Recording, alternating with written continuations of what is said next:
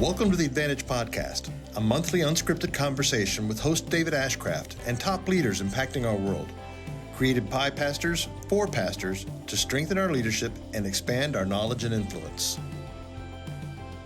Hey, well, welcome to the Advantage Podcast, and it's good to have all of you joining us. And I am really excited with the guests that we have with us today. It's Pastor John Jenkins. John, good to have you here with us and the Advantage team. Thank you for having me. It is my honor and pleasure and delight to be here. Thank you for having me. Yeah, you're welcome. So let me tell you guys a little bit about John, and then we'll jump into conversation. But John is the senior pastor of First Baptist Church of Glen Arden. And John, how long have you been there as the senior pastor?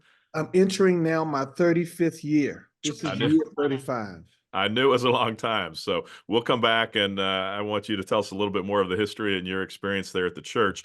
He's also chairman of the National Association of Evangelicals Board. You have been, I'm not sure if you're on still now, the World Vision Board, but you've been on World Vision's board, Denver Seminary Board. You are is it president of Converge? I'm the president of a small denomination, about a little over 1,600 churches, almost 1,700 churches, called Converge. Yes. Yeah. Okay. And are you still working on classes at Wheaton College? Are you? I graduated. Thank the Lord. Good for you. Good for you. So he's doing all those things, plus being a husband, plus being a father, and you're a pilot. And so you do. Are you still flying much? Yes, sir. Still, that's my golf. You know, a lot of guys play golf, and flying is my relaxation. But I do it now when I'm basically doing ministry, so I'll fly. That's great. Okay. Yeah, that works out great. Yeah, good. So it's real fun to have John with us today. And John, again, thank you for being here. I was going to ask you, what do you not do based on everything that you're already doing? But you've got a busy schedule, so thank you for taking time out with us. It's my honor. Thank you for inviting me, and it's great to be on your podcast, and I'm honored to be in relationship with you, David. Well, thank you, John. I appreciate that. So I'll just tell you guys real quick how John and I even met. If you go back to 2020, I believe, and COVID was going on, and George Floyd's situation happened. And so there were just all kinds of tensions going on in the country and in my heart. And so I had opportunity. Actually, you guys know Andy Martin, and Andy happened to sit next to John on an airplane. I don't even know where you guys were flying from, but you guys sat next to each other on an airplane, started up a conversation. And so when I was wrestling with just some of the things going on racially, had opportunity to reach out to John, and it started just a fun relationship between the two of us back then as we just tried to, well, I don't know if as I tried to wrestle through how do I navigate the racial tensions going on. And so very much appreciate your input in my life that way, John. So that was. Well, David, I do engage in the Anglo world, if I could put it in that, if I can use that vernacular. Sure. But very rarely has a pastor reached out to me. As Andrew did, talking to me and telling me about you and telling me that he was going to share my contact information with you, and we connected. Very rarely has an Anglo pastor done that. And your interest, your curiosity, your willingness to engage with me was amazing and powerful. And it's going to be one of the things that I would encourage pastors to do, just to reach across the table, reach across the community and connect with somebody who may not look like you. Yeah, exactly. And so it's been great having conversations with John. John's put me in front of other people or around other people. I don't know if you remember, John, there was a group meeting in Washington, D.C., maybe 10 or 15, well, it's probably 15 or 20 people around the table. Most everybody around the table, except for me, had been involved in this dialogue for a long, long time. And I remember sitting down and everybody went around and introduced themselves, and there was people from all around the country. And I remember thinking, I don't even belong in this room and at this table. And then whoever was hosting it, I don't think it was you, but whoever was hosting said, we're just going to kind of jump in and talk about what we're feeling. That was hosted by Dr. Barbara Williams Skinner. And yes, that's right. Tom Skinner's, some of you guys might know Tom Skinner, who really was an African-American involved with cultural events and reaching out to across the table as an African-American community leader. he passed some years ago, but his wife was who facilitated that meeting. And David, I knew you felt uncomfortable, but you really did well though. You pushed past your anxiety and you engaged, and Well, that the was funny thing wonderful. was, yeah, Barbara then, if I may call her that, but she said, let's go around and just kind of share what's on our minds and what we think is going on. And then she picked me to go first. And as she was saying she was going to pick somebody, I'm crawling under the table thinking, please don't pick me, don't pick me. And she picks me first. So I'm like, oh my goodness. So, but we survived that meeting and it was real beneficial for me anyway. And it's been great to be able to have conversations with you, John, and learn from you. I'd love to come back and talk about kind of what's going on racially, but I'd also love to hear you talk a little bit more about your experience there at First Baptist Glen Arden and how you even got into ministry. And if I remember conversations with you, you were young when you felt like God was calling you to be a pastor. I was a teenager when I felt the call to preaching. I thought I was going to be an evangelist, Okay. and just have the ability to go preach, pick up my hat and my check and leave. But somewhere during the course of, and I was a teenager back then. In those days, my pastor licensed me to preach. That's a license just to go and communicate and preach. I couldn't do funerals or weddings, or I couldn't do anything legal like that because I wasn't ordained, because that Right. was another step. But I started as a teenage preacher, going around preaching to churches, youth services, youth revivals, and did that, and then got called to my first church when I was probably close to 30, 20, Okay. 29 or somewhere like that. So yeah, that's been my journey. So tell us about your journey there at First Baptist Glen Arden, which is in Maryland and is now, well, tell us where it started and then kind of describe where you are now, because it's a magnificent church and a great history. So our church is over 100 years old, 105, headed into 106 years old. It's my home church, by the way. It's the only church I've ever belonged to in the course of my life. So you grew up there. I grew up there. Yeah, That's amazing. I am pastoring people who once taught me in Sunday school. Deacon Walton used to tell me in Sunday school class, "Sit down, John Jenkins." And now in deacons meetings, I say, "Sit down, Deacon Walton." It's That's like a amazing. lot So of. he's still a deacon today. That's Well, incredible. he passed. He Okay. passed, so he's not alive now. But I'm just using that as an illustration. Right. Okay. He was a guy who poured into me and mentored me, and here I became his pastor. He respected me as his pastor. So our church is, like I said, over 100 years old, 105, 106 years we're entering to. I've been there this is my 35th year. So Good this for you. November, I will celebrate 35 years at First Baptist Church of Glen Arden. It's right outside of Washington, D.C. When I became the pastor, we might have had maybe 400 people, 300 to 400 people. And this past Sunday, we had 10,000. So, That's great. we've had tremendous growth. We're really engaged in the community. We have 128 ministries, all of which have to do something to serve some need in the community, which I'm proud of, that our church is heavily involved in the community around us.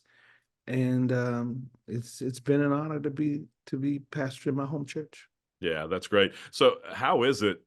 I would have to think that's challenging to be pastoring, especially when you were 30 years old or in your 30s and you are having to pastor people like the deacon that you referenced. And so was that a challenge to overcome, to figure out how do I gain their respect and trust?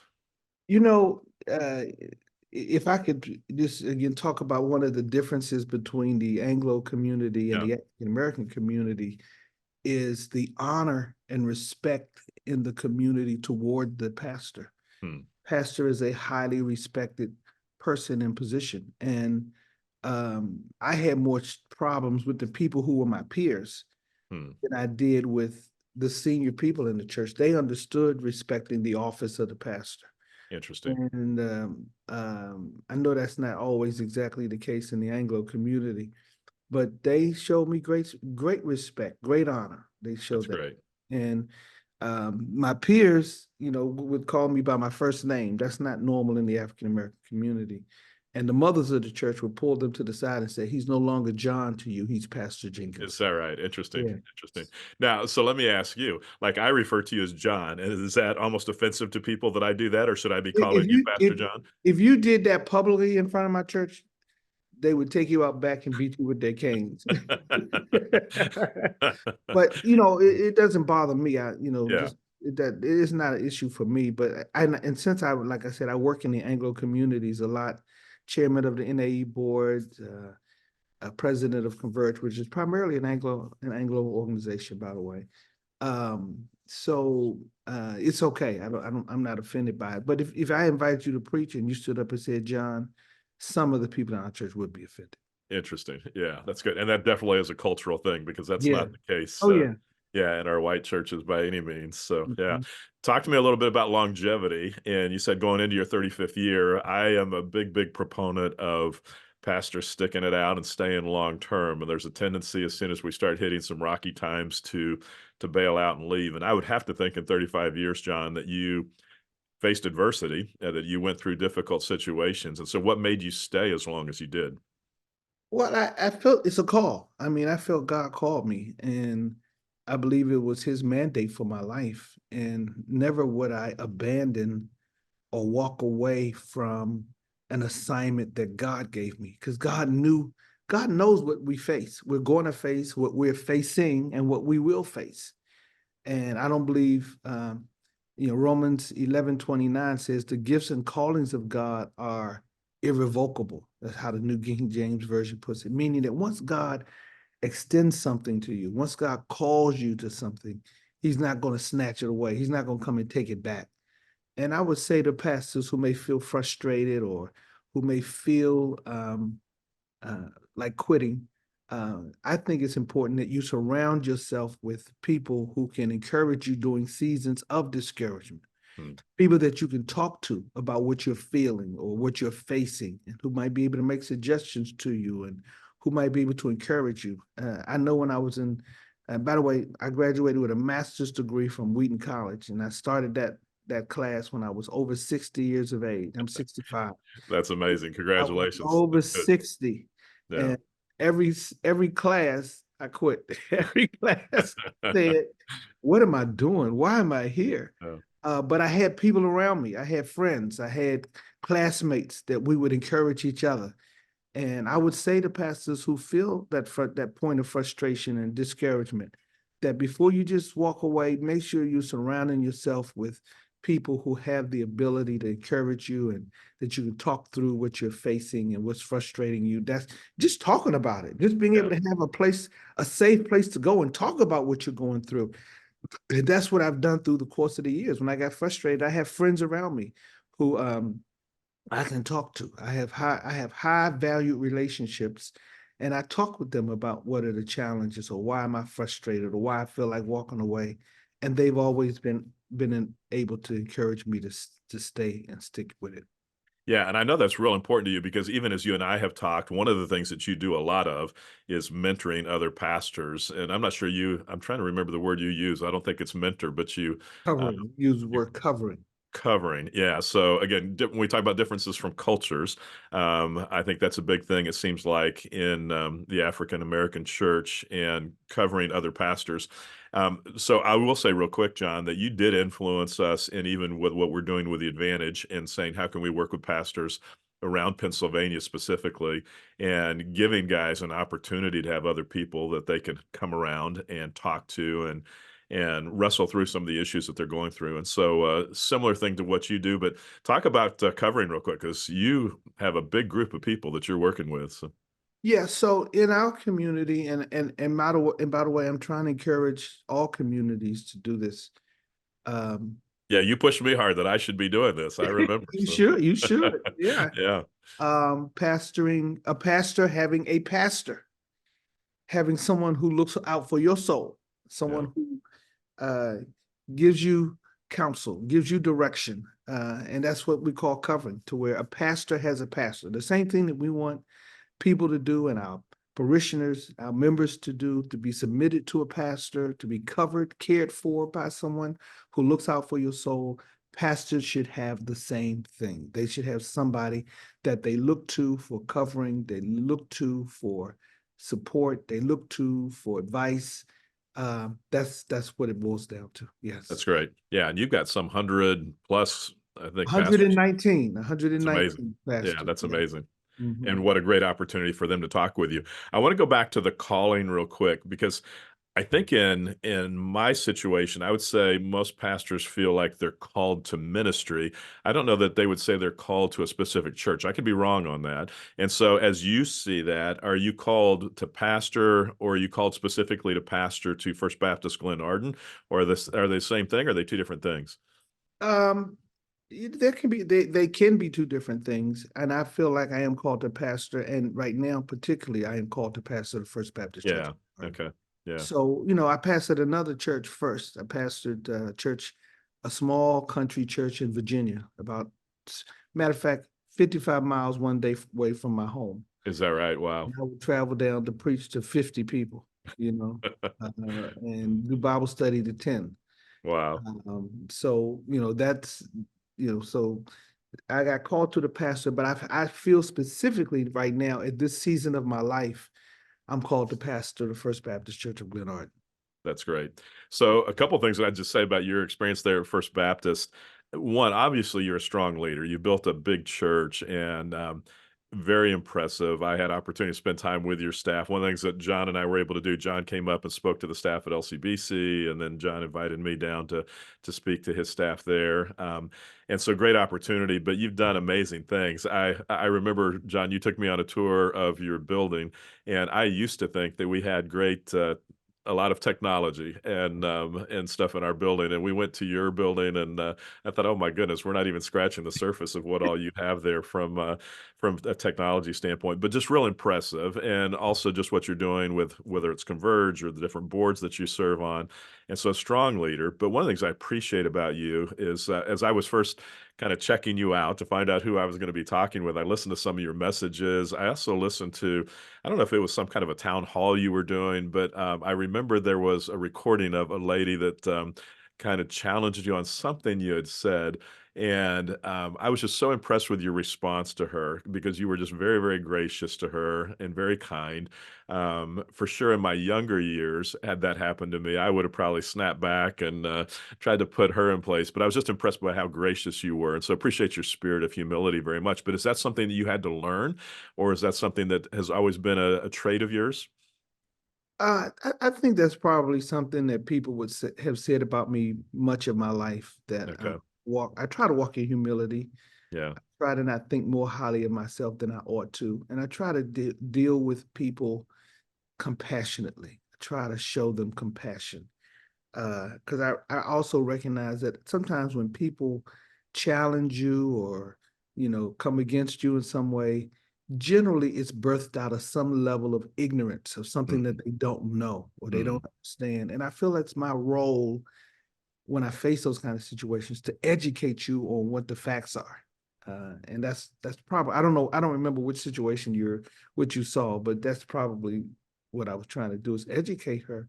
And I would say to the pastors here that are watching this interview, that rather than being harsh with somebody, they're probably operating out of a lack of knowledge.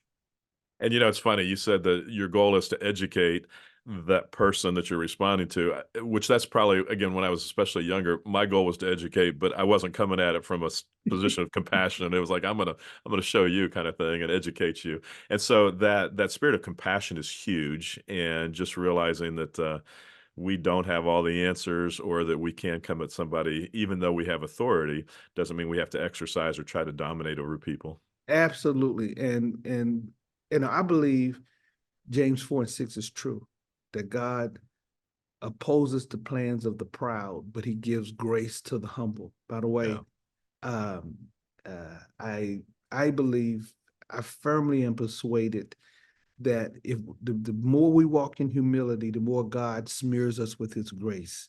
And I like the way one translation says it. It says, God opposes the plans of the proud, but he gives grace to the humble. One translation says he resists the proud. So, I would tell pastors to not think more highly of themselves than they ought to, and to walk in humility. Yeah, and those words are so strong, John, because it's not implying that he won't bless the proud. He actually resists and fights against us. So that's an Absolutely. incredibly strong passage. Yeah. Yes. Yes. So Thank we you. were talking about some things that are different from the African American, the Black community, or pastors and white pastors. One was during COVID. I remember you and I were talking. I think I even came down to visit you at one point, and you were, as we all were, preaching to empty auditoriums. And in the white community, for most of us, if somebody were ever to respond in the midst of the service to something we said, it would throw us off completely and we wouldn't know what to do. Where I remember you said in your environment there, preaching to an empty room, it was really hard for you to preach without having people in the room. And so describe what you did to solve that or to resolve that situation for us. So, my gift flows as I interact with people. That's how my gift gets its strength and gets motivated. So that's why having people in the room is important. And so when we couldn't meet in the room, what my team came up with, I didn't come up with this, but my team came up with this. They put a big screen in the sanctuary and invited people on Zoom. So I preached to the people on Zoom. So I had about 30 or 40 people on the Zoom, and in some cases, as many as 100 people on these big screens. And I could see their faces, I could see their reactions, and I could hear their responses to Yeah. me. So that's how my gift flows, and we did it through using Zoom, and it was great. And it wasn't just a big screen, it was a massive screen. I mean, it covered it from your standpoint, it almost looked like you were teaching to a full room there. So, Right. Yes. yeah, Yes. yeah, no, Yes. I thought that was great.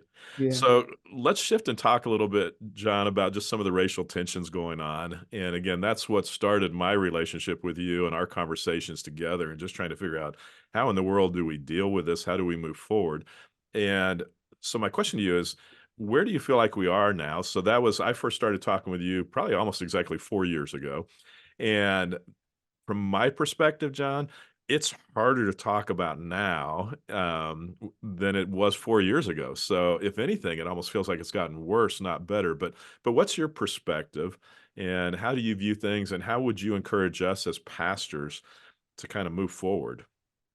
Well, I think our country is more divided than it's ever been.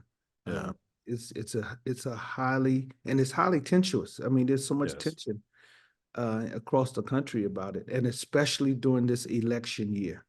I think that plays a part as well in this tension. And I think it's the role of the church to come and model to the world what it is that we ought to be doing. It's the response. It's not just our role; it's our responsibility to Mm. do it. And that's why I applaud you, David, because you did something that a lot of Anglo pastors don't do. You reached into my world. You invited me to come and hang out with you for a day. You came and hang out with me for a day.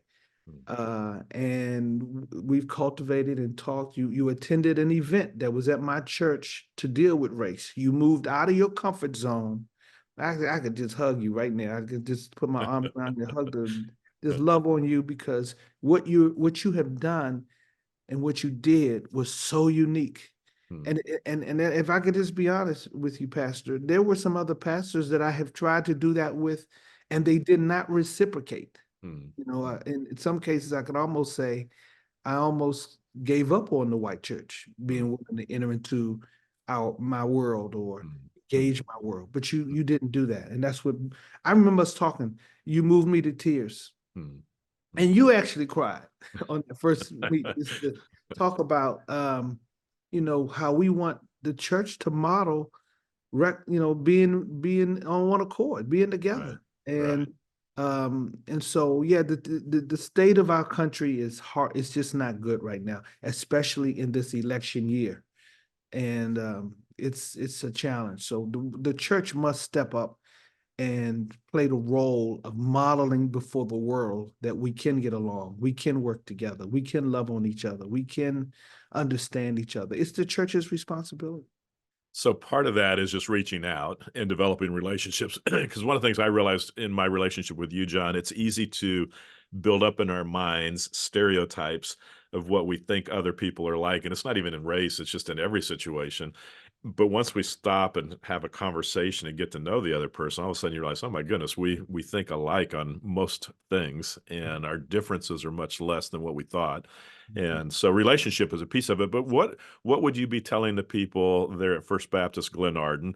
Or you talk about covering 119 pastors, and so how would you guide them in navigating the tensions that we're facing now? And you even talked about this being an election year. So what would your instructions or guidance be to them?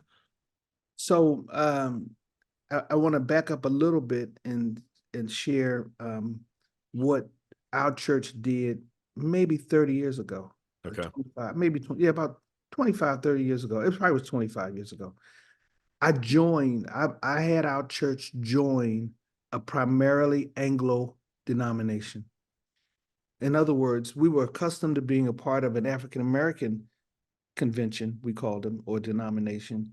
And because I had people in my church who lived through the civil rights era, I had people who had the hoses and the dogs and got arrested for protesting for being treated equally.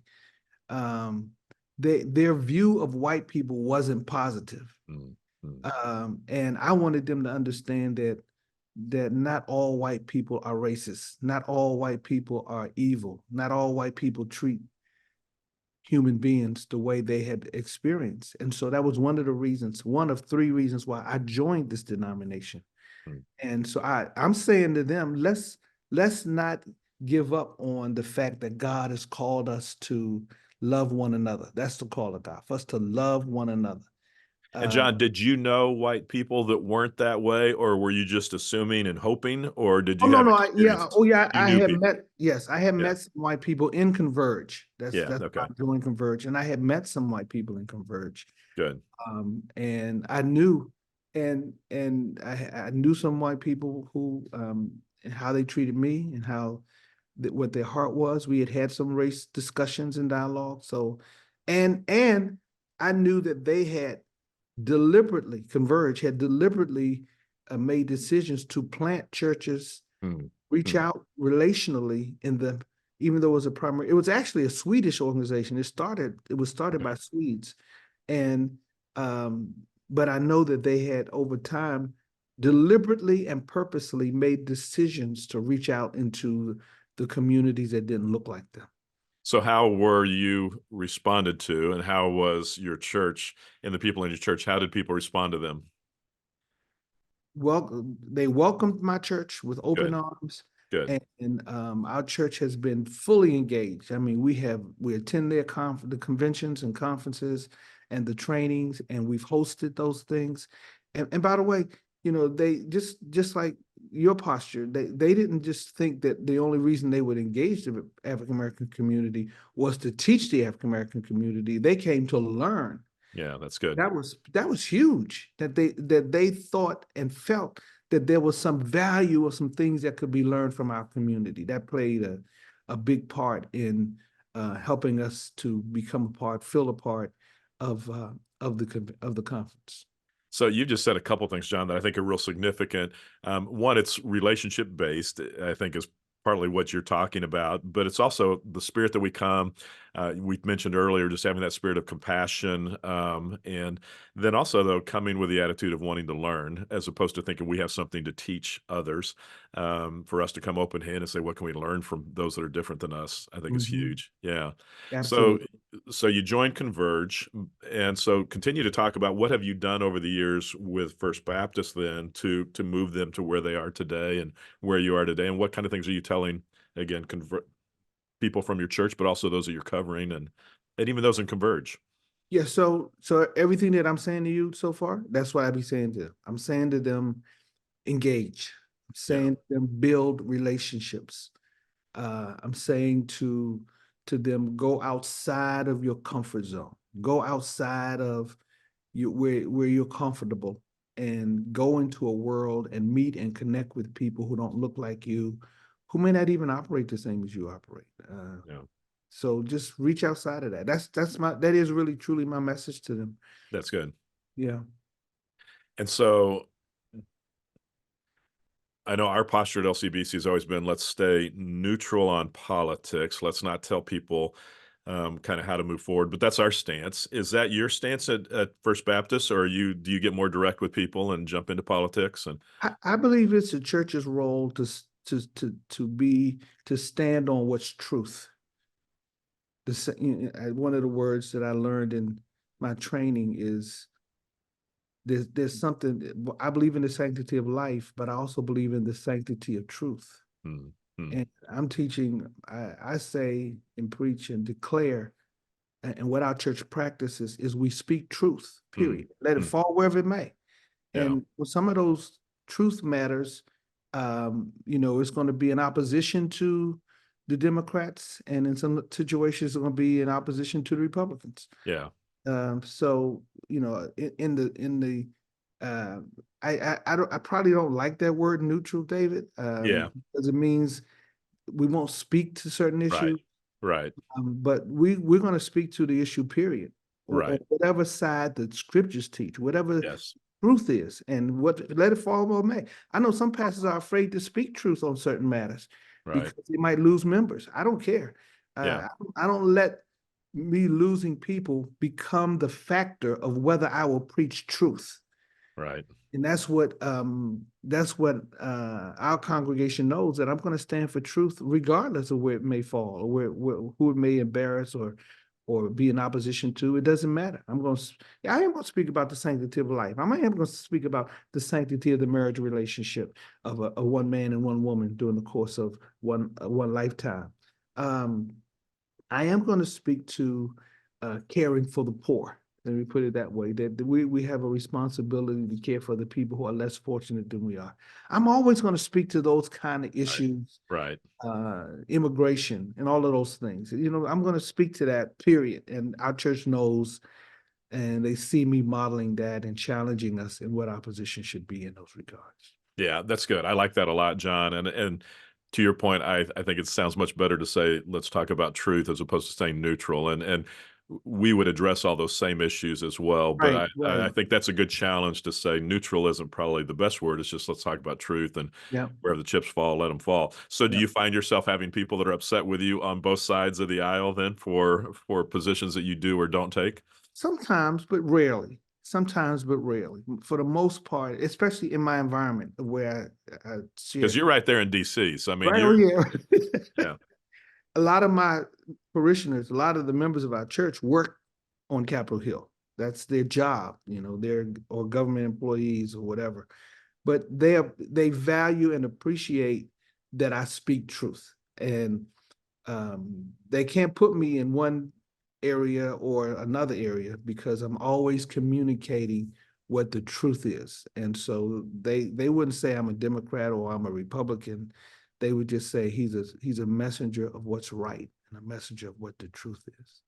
And that definitely has gained you respect, John, because I remember in those meetings with Barbara Skinner, and there were people from all around the country that were there, and they held you in very high esteem. I know watching you on the National Association of Evangelicals, which I'm a part of as well, and people hold you in very high esteem. And so your position of speaking truth is one that gives I think people a real sense of confidence in you and a sense of honor as well. And so it's fun to watch that play out. So do you think things can get better from as far as racial tensions? Do you think it's always going to be there, or what is your outlook? I am hopeful. I have an attitude of hopefulness. I don't necessarily see it um, advancing large scale. I Mm, don't see masses and masses of people at one time doing it. I think it's a slow process. And Pastor, what I would say to the pastors that you're communicating with is, uh, I would want to give them boldness to speak truth. mm. I want to give them the boldness to take a stand and say some things. Because let me just say this. I don't know how much time we have left, but You're good. one of the most painful things to me was to see things like George Floyd or Mm, Mike Brown happen, um, and have the white church be silent. mm, Oh, it was devastating when George Zimmerman shot and killed Trayvon Martin. I was, and not just that he shot and killed him, but when he got exonerated, when he was declared innocent, I was livid that a man with a gun who's not a legal police officer, law enforcement agent, could walk around and harass a Black person simply walking from buying some Skittles at a store to the home where he was staying and spending the night at, and harass him and end up shooting him and killing him. I was, there's no words to describe. And the silence of the white church was equally as painful to me. That very few white pastors took a stand to say anything along these things. Just to watch that police officer hold George Floyd down for 9 minutes until he died, and the church not saying nothing. It was painful. Yeah, that's hard. That's hard. So, so in answer to your question, I would say I don't see, something happening that's going to have masses of our country change overnight. I don't see that. Yeah. But if we can look little by little, piece by piece, just, me and you developing a relationship over these years has given me hope. And I would encourage pastors to cultivate relationships outside of their comfort zone.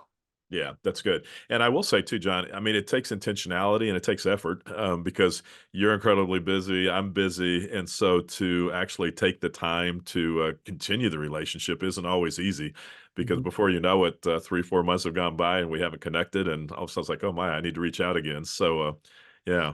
But we've been doing that. And that's the thing. Yes. Every now and then you'll send me a text. Every now and then I'll send you a text and hop on the phone, do a phone call, do a Zoom. We've maintained it, and we haven't been able to see each other as frequently as we would like. Right. But I still feel loved by you and cared for by you as a friend, and I'm honored to be in relationships with you. And yeah. And I would say likewise, John. So thank you. So I know you've written a book recently. You wrote a book, well, probably you've been writing for a long time, but it came out back in October. Yes, my first book. Good for you. Congratulations. Thank you. Thank you. Did you do that while you were doing your master's at Wheaton as well? While I was doing it, actually, I've been writing the book for a long time, even before I went into the master's program. So it probably took me years to write it and tweak it here and tweak it there, and eventually I was able to get it done and published by Zondervan in October.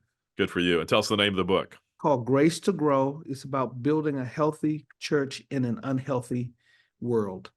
And Grace to Grow, you can get it on Amazon. You can get a electronic version of it. You can get audio version of it. And it's really telling the story of how we built First Baptist from 300 or 400 members to 10,000. It highlights some of the ministries that we did, of how we're impacting the community. It's about some of the challenges and mistakes that we made. I want to say it's a really good book, not because I wrote it, but I tried to share my successes and my failure in the book to try to teach pastors how to grow and develop their churches to be everything that God wants it to be.